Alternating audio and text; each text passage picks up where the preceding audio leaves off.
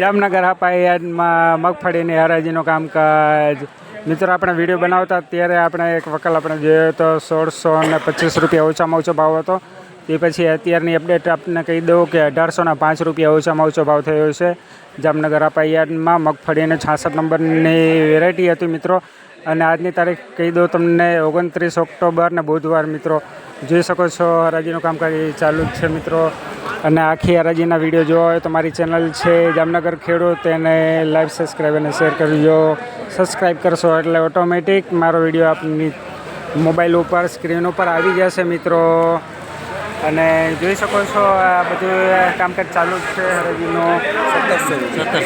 1700 રૂપિયા ઓછામાં ઓછો ભાવ. બીજો મિત્રો આજો અત્યારે આપણે ખાલી એક શોર્ટ વિડીયોમાં માહિતી આપતો હતો ત્યાં સુધીમાં 66 નંબરની વેરાયટી છે.